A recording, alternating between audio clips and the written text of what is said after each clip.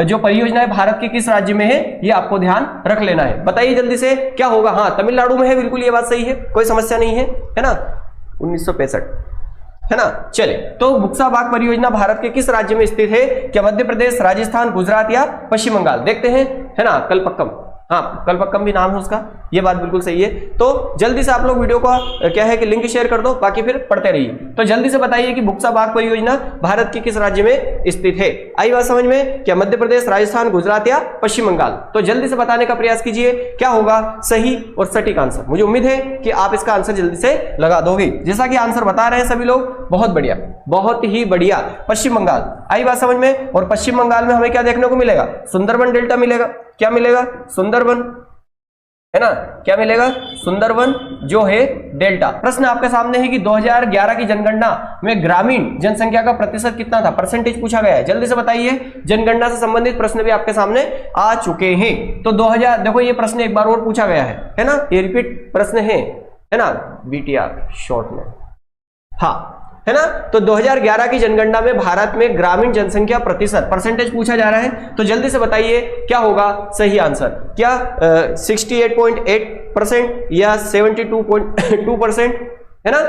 गंगा और ब्रह्मपुत्र, बिल्कुल बात सही है, बिल्कुल अंजू जी ने बताया आंसर, बहुत बढ़िया, है ना।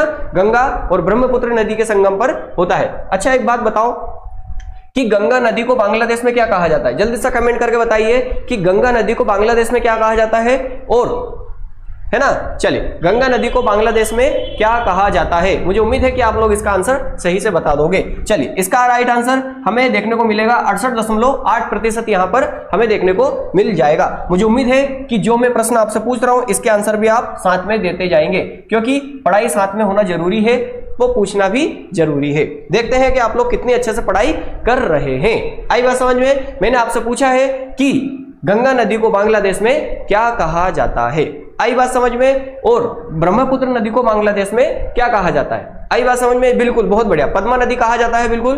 तो गंगा नदी को बांग्लादेश में पद्मा नदी, है ना, बहुत बढ़िया। और है ना, निम्न में से कौन सा शहर गंगा नदी के किनारे नहीं है? नहीं है, नहीं है। जल्दी से बताना है कि कौन सा शहर है जो गंगा नदी के किनारे हमें नहीं देखने को मिलता है, जल्दी से, है ना। चलिए भाई, पहले नॉर्मल चलिए, तो निम्न में से कौन सा शहर गंगा नदी के तट पर स्थित नहीं है? देखो ध्यान रखना, इससे पूछा जा रहा है कि नहीं है, क्वेश्चन गलत मत कर लेना।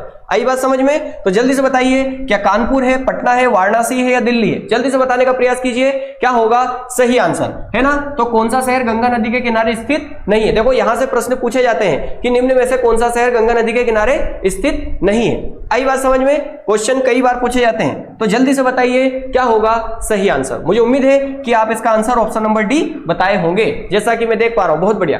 अच्छा, चलो एक बात बताओ, है ना, कि कानपुर, पटना, वाराणसी तो गंगा नदी के किनारे है, लेकिन फिर दिल्ली किसके किनारे है? जो दिल्ली शहर है वो कौन सी नदी के किनारे बसा हुआ है, ये आपको जल्दी से बता देना है। आई बात समझ में? है ना। चलिए, दिल्ली यमुना के किनारे। क्या आपके सामने है कि पूर्व वैदिक काल या ऋग्वैदिक संस्कृति काल माना जाता है। ध्यान रखना, एक तो पूर्व वैदिक काल और एक उत्तर वैदिक काल। ध्यान रखना, ये दो पीरियड में बटा हुआ है, उत्तर वैदिक काल। तो आपको सही से बता देना है। तो ये उत्तर वैदिक काल है, ये पूर्व वैदिक काल है, तो आपसे पूर्व वैदिक काल पूछा गया है। जल्दी से बताने का प्रयास कीजिए, क्या होगा सही आंसर। मुझे उम्मीद है कि आप इसका सही आंसर निकाल लेंगे, है ना। जल्दी से बताने का प्रयास कीजिए कि क्या है संस्कृति हमें कहां देखने को मिल जाती है ना। हाँ, यमुना, बिल्कुल सही बात है। चलिए,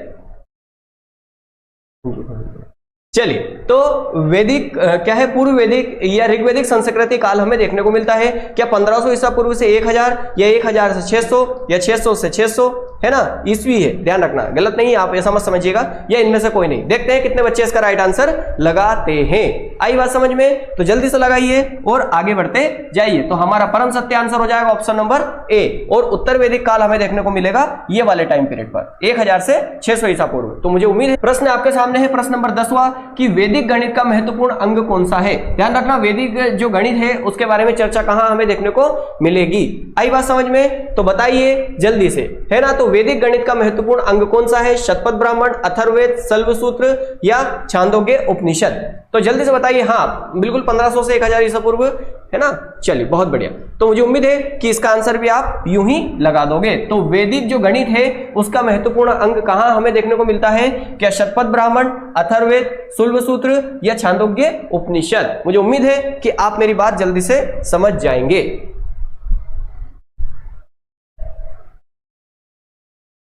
चलिए बहुत बढ़िया। तो क्या है वैदिक गणित का महत्वपूर्ण अंग कौन सा है ना। चलिए जय श्री कृष्णा भैया, है ना, जय श्री कृष्णा, सभी का स्वागत है, जय श्री कृष्णा। चलिए बहुत बढ़िया। तो शल्वसूत्र का संबंध हमें देखने को मिलता है, मतलब शल्वसूत्र का संबंध किससे? वैदिक गणित से हमें देखने को मिल जाता है। बहुत बढ़िया। तो जिन लोगों ने सी लगाया वो काबिल तारीफ है, क्योंकि ऐसे प्रश्न थोड़ी सी क्या है कठिनाई के साथ बनते हैं।